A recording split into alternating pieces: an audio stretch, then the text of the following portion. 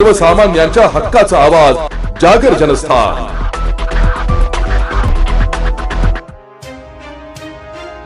Nashik road पोलिसांच्या गुन्हे शोध पथकाने धडाकेबाज कारवाई करत गावठी कट्टा विक्रीसाठी आलेल्या एका सराईत गुन्हेगाराला जेरबंद केलंय। त्याच्याकडून एक देशी बनावटीचे पिस्तूल आणि 2 जिवंत कारतूस असा 31,000 रुपयांचा मुद्देमाल जप्त करण्यात आलाय। पोलीस आयुक्त संदीप कर्णिक यांच्या आदेशान्वये अवैध अग्निशस्त्र बाळगणाऱ्यांविरोधात मोहीम राबवण्यात येत आहे।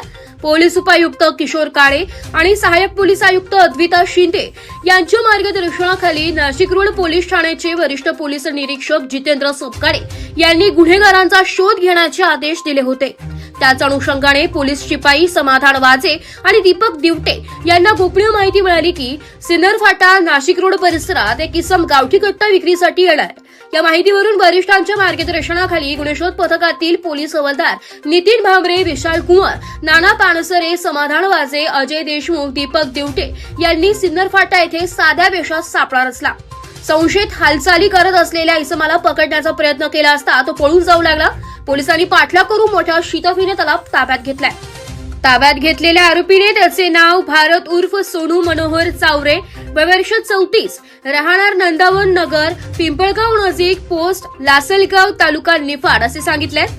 त्याची अंगझडती घेतली असता त्याच्याकडे एक देशी बनावटीचे पिस्तूल, कट्टा, मॅगझिनसह आणि 2 जिवंत कारतूस मिळून आले। या प्रकरणी नाशिक रोड पोलीस ठाण्यात गुन्हा दाखल करण्यात आलाय। पुढील तपास पोलीस हवालदार नितीन भामरे करीत आहे। दरम्यान आरोपी हा श्रीरामपूर शहर पोलीस स्टेशनकडील मधील फरार आरोपी असल्याचीही माहिती समोर आली आहे।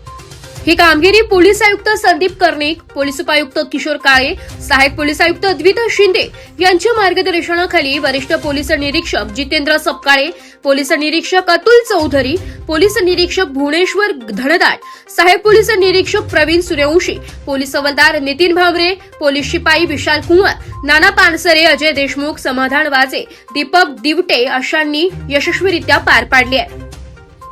श्री संदीपजी कर्णिक सर, तसेच पोलीस उपायुक्त श्री किशोरजी काळे सर, सहाय्यक पोलीस आयुक्त अद्विता शिंदे मॅडम यांनी हद्दीमध्ये शस्त्र अधिनियमांतर्गत कारवाई करण्याचे निर्देश दिलेले आहे।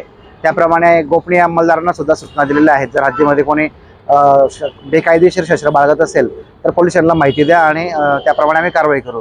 तर आमचे गुन्हे शोध पथकातील पोलीस शिपाई समाधान वाजे व दीपक दिवटे यांना गोपनीय बातमीदाराद्वारे माहिती मिळाली की एक इसम सिन्नर फाटा या ठिकाणी त्याच्या ताब्यामध्ये गावठी कट्टा आणि 2 कारतूस विक्री करण्याच्या उद्देशाने येणार आहे अशी माहिती मिळाली। त्यांनी मला कळवल्यानंतर संपूर्ण जे पथक आहे, पोलीस हवालदार नितीन भामरे, पोलीस हवालदार विशाल कुंवर, नाना पानसरे, समाधान वाजे, अजय देशमुख, दीपक दिवटे यांनी सिन्नर फाटा या ठिकाणी ट्रॅप लावला साध्या वेशामध्ये आणि त्या ठिकाणी एक इसम, त्याचं नाव आहे भारत उर्फ सोनू मनोहर चावरे, वय 34 वर्ष, राहणार नंदावन नगर, मुक्काम पिंपळगाव, पोस्ट लासलगाव याला ताब्यात घेतला आणि त्याची अंगझडतीवर त्यांना एक गावठी कट्टा आणि 2 जिवंत कारतूस मिळून आले।